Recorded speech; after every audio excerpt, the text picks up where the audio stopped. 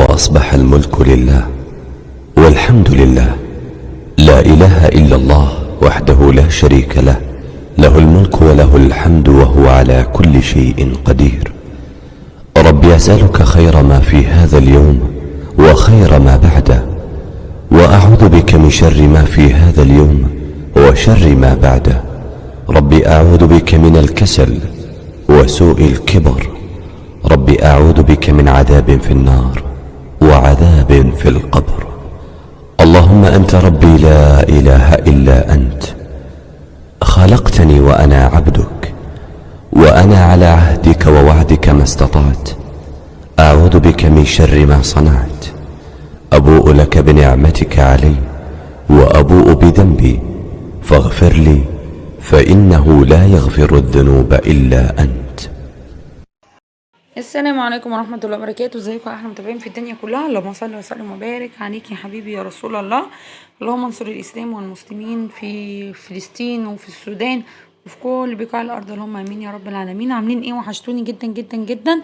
النهارده بقى جايبه لكم فيديو مليان شويه حاجات كده بعملها اول الشهر عشان تكفي معايا الشهر كله، بتريحني جدا.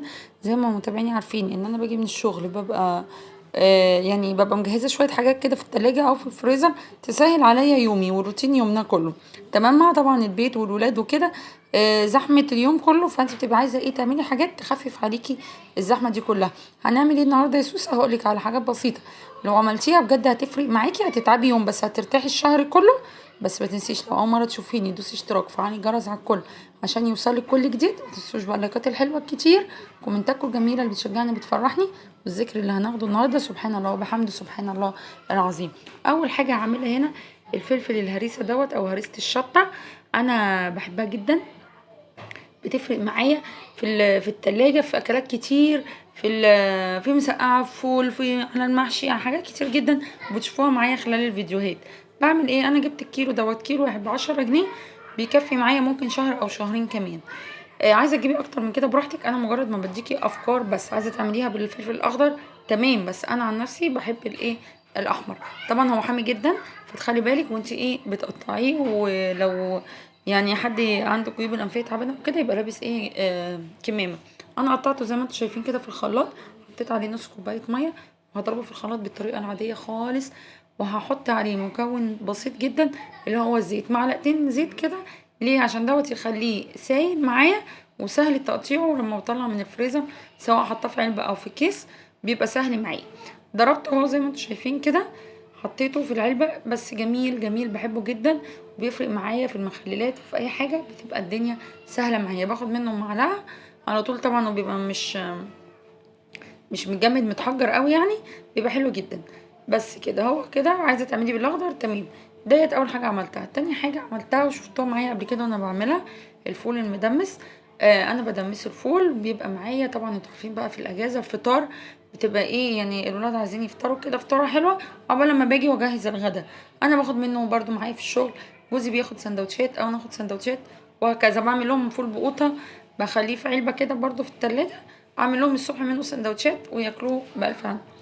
بعمل ايه انا هنا؟ انا بطحنه في الخلاط. احنا مش بنحب كلنا الفول اللي هو السليم، حطيت له شويه ميه لان هو متجبس جامد. لو الفول بتاعك قوامه كويس خلاص. انا هي مره واحده اللي بحطها حبه الميه دولت على الحله كلها، زي ما انتم شايفين ده القوام اللي انا عايزاه كده تمام. ومن الاساسيات معايا طبعا الصلصه ديت، تسبيكه بالبصل. القطه طبعا سعرها رافع جدا الايام ديت، فانا لما بلاقيها كويسه بروح جايبه منها. ديت انا كنت جايبه الكيلو ب10 جنيه، فجبت 3 كيلو عملتهم بالتسبيكه، بيعملوا معايا كام كيس حلوين. ديت برضو من الحاجات المنجزه جدا جدا جدا، وبتسهل عليا جدا جدا جدا. طبعا لما القطه ترخص بنجيب بقى كميه ونملاها ايه؟ ونشيلها في الفريزر سواء ببصل او صلصه عاديه. انما ديت من الحاجات المنجزه سواء لمكرونه او لخضار او لمحشي او اي حاجه، بطلع الكيس على طول. لو طلعته من قبليها تمام وفك، ما كانش بخليه بحطه على النار بيفك مني في ساعتها. فبجد بجد من الحاجات الاساسيه في توفير الوقت صلصه الطماطم او تسبيكه الطماطم ديت في الفريزر. جربيها هتبقى حلوه قوي. هم دولت انا عاملاها تقيله، يعني ممكن كمان الاكله تاخد اقل من الكيس، يعني الكيس بيكفي كذا حاجه كذا اكله يعني. متنسوش بقى اللايك لو وصلتوا معايا هنا للفيديو في الحته ديت، متنسوش اللايك والذكر بتاعنا سبحان الله وبحمده سبحان الله العظيم. الكلمتين دولت يا جماعه سهلين جدا على اللسان، بصوا ما بياخدوش مننا ممكن ثانيه، بس بجد حلوين جدا. حلوين في الميزان، بيتقلوا الميزان. ربنا يا رب ايه يجعله كله دوت في ميزان حسناتنا، اللهم امين يا رب العالمين. هنا بقى التين، انا جوزي حبيبي ربنا يخليهولي وهو جاي جاب لي ايه حبه تين حلوين كده حوالي بتاع 4 كيلو. محدش من العيال بيحب من ولادي يعني بيحبه الا ابني الكبير وانا وجوزي. والتين زي ما احنا عارفين ملوش روح. طب هتعملي ايه يا سوسه؟ خدته بعد ما اتغدينا كده على رواقه، غسلته ونضفته مره واتنين ومية مية، وهقطعه واعمله ايه مربى.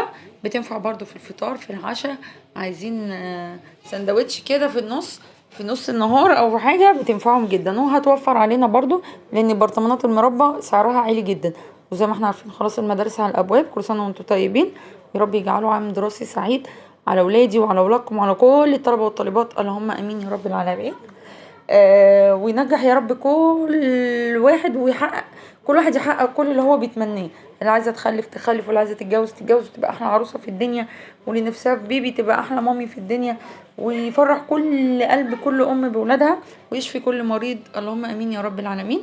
سبحان الله وبحمده سبحان الله العظيم. عملت ايه؟ التين انا غسلته وهقطعه كده زي ما انتم شايفين. عندك وقت تنقعيه بالسكر، ما عندكيش وقت ارفعيه على طول على النار. انا عشان ما عنديش وقت، عشان عايزاه يخلص ويبرد قبل لما ننام، عشان الحله اقدر احطها في التلاجة او اعبيهم في البرطمانات، فعلى طول حطيتها على النار. انا هنا دولت حوالي 4 كيلو تين، حطيت بتاع نص كيلو سكر او كيلو الا ربع. ليه؟ لان احنا مش بنحبها معسره جدا، عايزه تزودي براحتك، عايزه تقللي برضو براحتك. يعني السكر ده حسب رغبتك، انا بديكي الفكره وانتي ايه تطبقي عليها اللي يناسبك.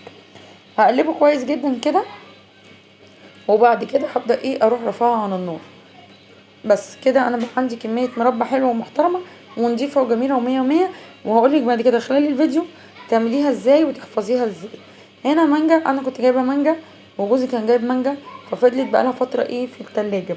ولما اختي كانت اما جاتلي برضو جايبالي مانجا. طب هعمل بيها ايه؟ دي كلها هتتهري وهنفضل بقى ناكل منها؟ لا.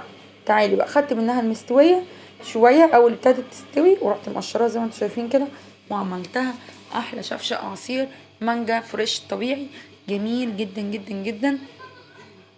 وعملت معايا حبه حلوين، هعملهم في ازايز تبقى موجوده في الفريزر، برضو جايين من الحر نطلع ازازه، ما عندناش حاجه حلوه اروح مطلعه ازازه، حد جالي فجاه اطلع ازازه حلوه جدا.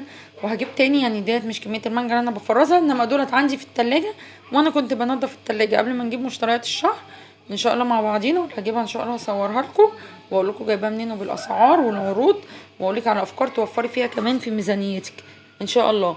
فانا كنت بروق التلاجة وبنضفها، لان ده حاجه لازم تعمليها. مثلا علب عايزه تتغسل قبل ما ترص الحاجات الجديده تغسليها، التلاجة تنضفيها، وهكذا. فقلت لا المانجا اعملها علشان ايه ما تبصي مني خساره، وطبعا الحاجه غاليه حرام ونعمه ربنا لازم نحافظ عليها عشان ربنا يزيدنا.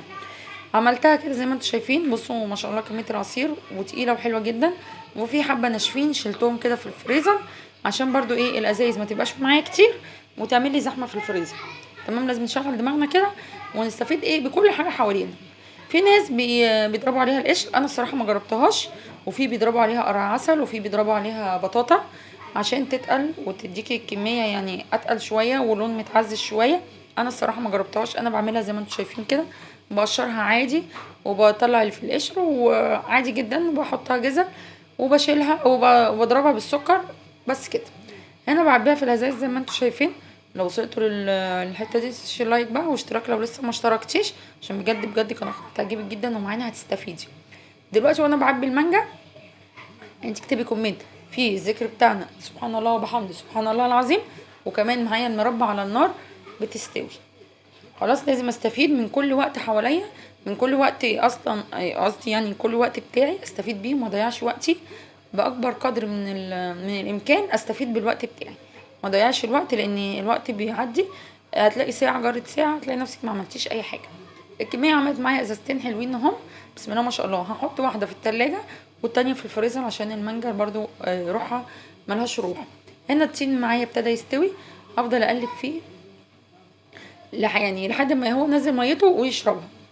خلاص. بس من يعني من فتره للتانيه بفضل اقلب فيه عشان ما تشيطش، والكلام دوت لكل انواع المربى، سواء مربى فراوله عملتها معاكم قبل كده، او مربى جزر او تين. في ناس بيعملوا مربى المانجا، انا ما جربتهاش ولا دقتها. لو حد فيكم جربها يقول لي في الكومنتات حلوه ولا وحشه ولا ايه طعمها. وفي مربى بلح برضه انا ما جربتهاش صراحه.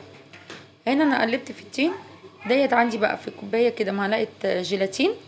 جيلاتين يسوس اقولك لو مربى فراوله بحط لها جيلي، انما مربى تين طبعا ما فيش جيلاتين، فحطيت معلقه جيلاتين. طبعا صالح للاكل، يعني انا مشترياه من مكان موثوق منه. حطيت عليها معلقه بالظبط ميه سخنه عشان تدوب، ودوبتها فيها كويس قوي. وبعدين ابتديت فضيتها على اللهم صل على النبي، على المربى او على التين بتاعي، وافضل اقلب فيه بقى لحد ما يوصل القوام المطلوب. اعرف منين القوام المطلوب؟ هقولك على تكايه كده ماما بتعملها، ربنا يا رب يخليها لي ويبارك فيها. هي هي ماشيه بيها، وانا من ساعه ما اتجوزت وابتديت اعمل المربى وانا بعملها الموضوع دوت. طبق صيني عادي، وتبداي تنقطي فيه نقطه المربى، تنقطي فيه النقطه من المربى من الشربات بتاعها كده. لقيتيها يعني سرحت او فردت كده، تبقى ديت لسه ما استوتش، او لسه ما ينفعش تدفع عليها دلوقتي. لقيتيها ثبتت في مكانها، فايه يبقى كده خلاص تمام. في حته انا ما صورتهاش وانا بعصر ليمونه. انا حطيت عصير ليمونه كامله عليها على المربى. طبعا على حسب كميه المربى، ممكن تحتاجي نص، ممكن لو عامله فاكهه كتير تحتاجي اكتر من كده، يعني على حسب. بس هي لازم يتحط لها ليمون عشان تخلي الشربات بتاعها يعقد. تمام. هي كده لسه معايا ما وصلتش لقوامها اللي انا عايزاه. اخليها يعني هي 10 دقايق كمان وهطفي عليها، وكده تمام. وكده اللي انا القوام بتاعها تمام اهو. بصوا بقت عامله ازاي، منظرها ما شاء الله تحفه. ده القوام بتاعي اللي انا عايزاه. سبتها ما بردت خالص، وحطيت برطمان لاستخدامنا اليومي العادي في التلاجة، والباقي عبيتها في اكياس في الفريزر. اما انا عاوزه اطلع الكيس جميله ومية مية بيتي تحفه بكميه موفره جدا. بس كده، وده الفيديو كان بتاعنا النهارده. ما تنسيش بقى دوسي اشتراك وفعلي الجرس على الكل عشان يوصلك كل جديد. واذكري الله في كومنت سبحان الله وبحمده سبحان الله العظيم. هتوحشوني جدا جدا جدا، واستنوني في فيديو جديد، واسيبكم في رعايه الله. والسلام عليكم ورحمه الله وبركاته.